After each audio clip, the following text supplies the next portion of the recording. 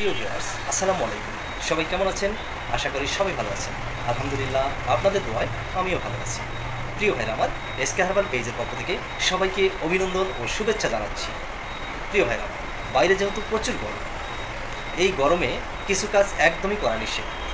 যেহেতু আমরা ঈদ উদযাপন করতেছি, ঈদের আনন্দ উপভোগ করতেছি, বাইরে রোদ প্রচুর, গরমে সবাই ঘোরাফেরা করতেছি, তাই অবশ্যই বাইরে গরম থেকে ফিরে এসে আপনারা কেউ ফ্রিজের ঠান্ডা জাতীয় দ্রব্য সেবন করবেন না।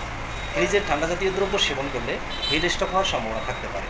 অবশ্যই বাইরে থেকে ঘুরে এসে আপনারা কমপক্ষে 30 মিনিট ফ্যানের নিচে অথবা গাছের ছায়ার নিচে বসে আগে রেস্ট নেবেন, বিশ্রাম করবেন, তারপরে আপনারা ঠান্ডা জাতীয় দ্রব্য সেবন করবেন। সেক্ষেত্রে আপনাদের হয়তো ক্ষতি না হতে পারে।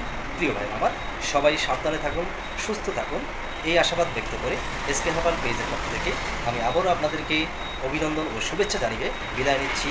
আমি হাকিম মোহাম্মদ সুলাইমান। সবাই ভালো থাকবেন। শুভরাত্রি। আসসালামু আলাইকুম।